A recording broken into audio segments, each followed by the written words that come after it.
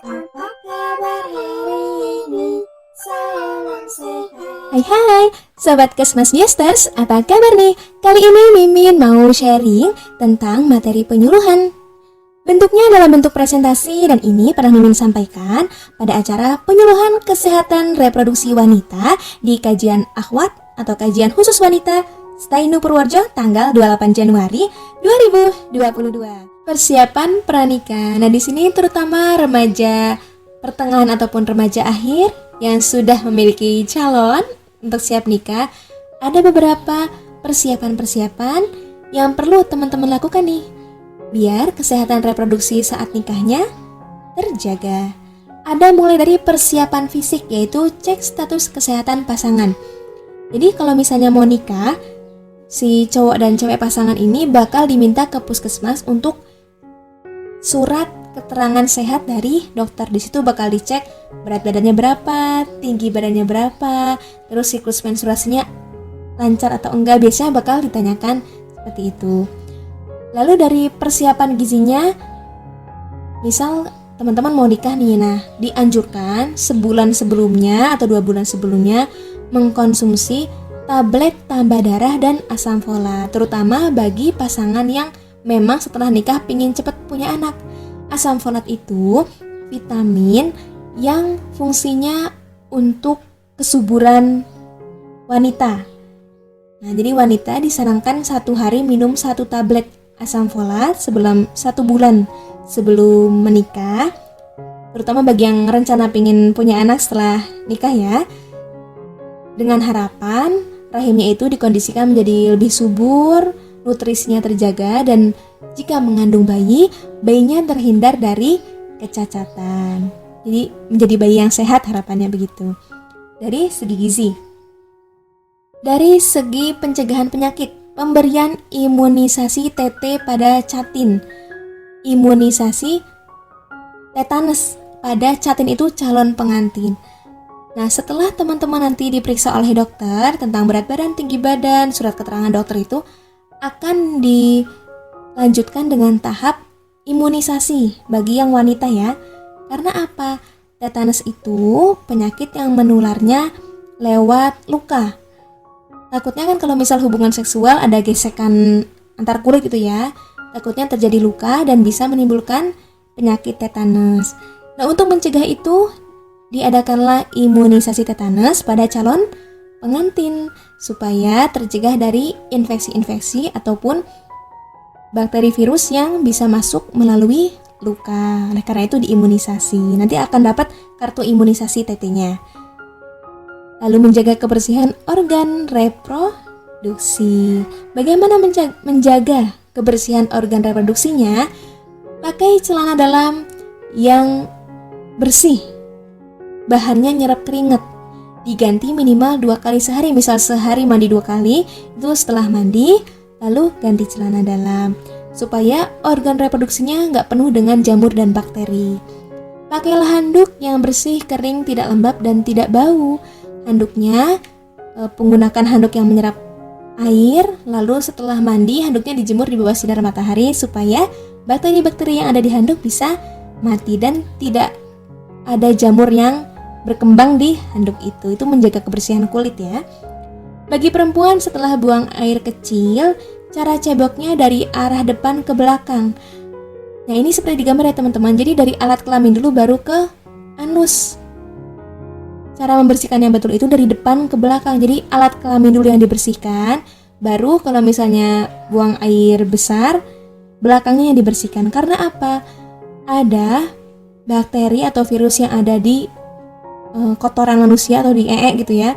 Kalau misalnya sampai ke bawah ke depan ke alat kelamin bisa menimbulkan penyakit kelamin. Makanya kalau misalnya membersihkan itu dari kelamin dulu baru ke belakang ke anus. Untuk laki-laki dianjurkan untuk disunat. Nah, ini kalau misal yang beragama Islam biasanya saat usia remaja awal itu ya bakal disunat. Jadi ini nih teman-teman seperti digambar. Dipotong bagian kulit ujungnya. Karena apa?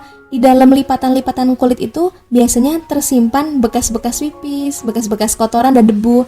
Sehingga kalau misalnya nggak disunat, nggak dipotong, bisa jadi tumpukan-tumpukan itu menjadi kerak yang kotor gitu. Kerak yang kotor bisa menimbulkan penyakit pada kelamin. Khusus buat wanita, cuci bersih pembalut yang sudah dipakai, masukkan ke dalam kantong plastik. Nah, biar darah menstruasi kita nggak tercecer ke sampah-sampah lainnya, alangkah baiknya pembalut saat menstruasi itu dicuci dulu, cuci bersih, dilipat, setelah itu masukkan ke dalam plastik, dibuang ke tempat sampah. Buanglah pembalut ke tempat sampah. Kalau misal menggunakan pembalut yang tipe kain, yang bukan sekali pakai, kan ada pembalut yang biasa dijual di supermarket itu yang satu kali pakai langsung dibuang gitu ya. Tapi ada pembalut kain yang bisa dicuci, setelah kering dipakai lagi. Itu namanya pembalut yang bisa dipakai ulang, lebih ramah lingkungan. Maka pembalutnya sebisa mungkin darahnya benar-benar bersih biar gak bau amis ya. Bakterinya juga hilang dengan sabun itu, dicuci, dikeringkan, bisa dipakai kembali. Pembalut sebaiknya diganti setiap 4-5 jam sekali, terutama kalau misalnya lagi awal-awal menstruasi kan darahnya lagi banyak-banyaknya tuh. Nah, setiap 4 jam sekali ataupun kira-kira darahnya udah hampir penuh, segera diganti biar gak tembus kemana-mana. Mandilah 2 kali sehari untuk menjaga kebersihan dan kesegaran tubuh selama menstruasi. Cuci tangan pakai sabun, terutama setelah ganti pembalut, karena tangan kita kan bisa ketempelan darah ya. Cuci tangan pakai sabun. Kalau misalnya menstruasi lebih dari 15 hari, segera hubungin puskesmas atau klinik terdekat untuk periksa ke dokter. Biasanya akan dilihat sama dokternya, ini karena gangguan hormon atau emang karena ada sesuatu dalam rahimnya, bisa menghubungi ke tenaga kesehatan terdekat. Nah, ini bagi mahasiswa-mahasiswi, ada yang tahu ini niat apa? Yaps, yang pertama adalah niat mandi wajib setelah haid. Jadi kalau di dalam agama Islam, setelah kita menstruasi, darahnya udah nggak keluar lagi, udah bersih, kita diwajibkan mandi wajib, yaitu bersuci. Niatnya nawaitul ghusla liraf'il hadafil akbari minal haidi fardhu lillahi ta'ala.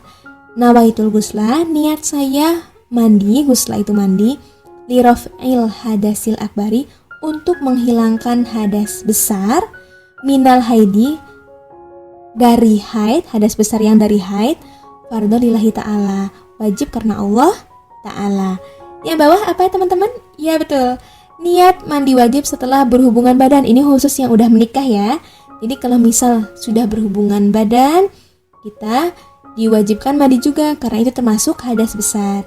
Nawaitul ghusla liraf'il hadasil akbari, niatnya sama, cuman bedanya bukan minal haidi tapi minal junubi, fardhu lillahi ta'ala. Niat saya mandi menghilangkan hadas besar karena junub atau berhubungan badan, wajib karena Allah ta'ala.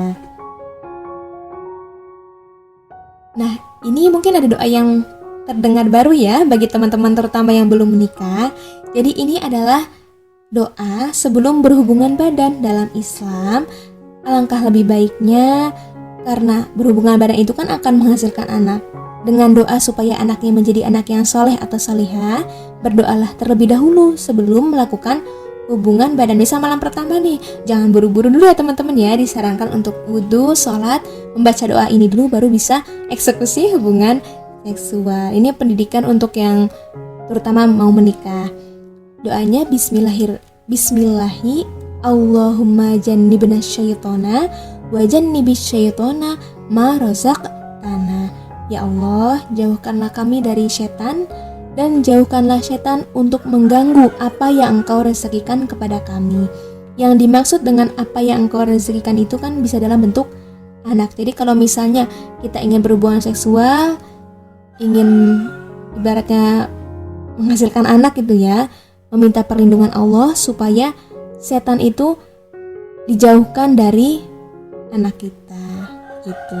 Jadi biar nggak diganggu oleh setan, entah itu dalam hubungan seksualnya ataupun dalam anak yang akan dikandung. Doanya ini karena mohon maaf ya teman-teman, penonton kan yang ada di channel ini pasti dari semua kalangan. Cuman karena ini Mimin sampaikan di salah satu universitas Islam, jadinya materinya dihubungkan dengan agama Islam. Mohon maaf ya teman-teman bagi yang misalnya non-Islam bisa di skip nggak apa-apa, atau bisa ditonton hanya untuk pengetahuan umum saja. Tapi bagi yang Islam, Mimin rekomendasikan untuk mempelajari ini gitu.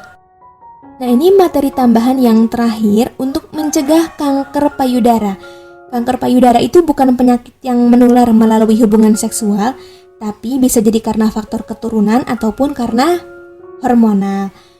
Kanker payudara untuk mencegahnya atau untuk mendeteksinya bisa dengan gerakan sadari, periksa payudara sendiri. Jadi sadari itu singkatan, sanya periksa, da itu payudara, ri itu sendiri. Jadi sebenarnya kita bisa mendeteksi dini adanya kanker payudara dengan gerakan sadari. Lakukan setiap bulan 1 minggu setelah haid. Soalnya kan kalau haid itu kadang hormonnya masih berantakan itu ya, masih efek hormon haid. Jadi kalau misal kita ingin memeriksa payudara itu 1 minggu setelah haid. Langkah yang pertama, di depan cermin, angkat tangan, terus kita cek kira-kira apakah payudara atau susunya kita itu ada kemerahan atau bengkak nggak sih di payudara. Kalau misalnya bentuknya normal seperti biasa, nggak ada bengkak, nggak ada kemerahan, insya Allah payudaranya bukan karena kanker, maksudnya insya Allah payudaranya normal. Terus yang kedua, letakkan tangan di pinggang kayak di gambar itu dan periksa payudara seperti pada langkah pertama. Jadi setelah kita meletakkan lagi tangan di bawah, setelah diletakkan itu payudaranya ada benjolan yang nggak normal nggak sih? Terus ada nyeri atau bengkak nggak sih? Nah, itu untuk memeriksa ada potensi kanker payudara atau tidak. Langkah ketiga, tekan payudara dari arah atas ke arah bawah. Kalau misalnya ada benjolan atau kira-kira nyeri nggak seperti biasanya, segera periksakan ke dokter. Langkah keempat, tekan payudara secara melingkar seperti pada gambar, jadi kayak diuyur-uyur gitu ya. Rasakan apakah ada benjolan ataupun nyeri. Langkah kelima, tekan payudara ke arah puting, ditekan gitu dari kedua sisi. Apakah ada cairan yang keluar? Kalau bagi ibu yang menyusui sih ini cairan keluar air susu ibu ya. Tapi kalau misalnya yang dimaksud di sini cairan yang dia bukan lagi menyusui tapi kok keluar cairan, nah itu perlu ditanyakan ke dokter lebih lanjut. Yang terakhir, posisi berbaring. Tekan kembali payudara secara melingkar, kira-kira ada benjolan atau kelainan atau enggak. Misalkan ada benjolan, teman-teman gak perlu khawatir. Mumpung masih ketahuan dini, benjolannya masih kecil, langsung segera periksakan ke dokter terdekat. Supaya apa? Kalau diketahui lebih dini, bisa disembuhkan dengan lebih cepat, harapannya begitu. Takutnya kalau benjolannya udah gede pas ketahuan, udah parah, bengkaknya juga udah besar, itu lebih sulit untuk disembuhkan dibanding dengan benjolan yang diketahui sejak dini. Begitu teman-teman. Sekian aja materi dari Mimin. Semoga bermanfaat, terutama untuk teman-teman yang akan mengisi penyuluhan. Mohon maaf bila ada kekeliruan kata. Demikian, terima kasih dan salam sehat.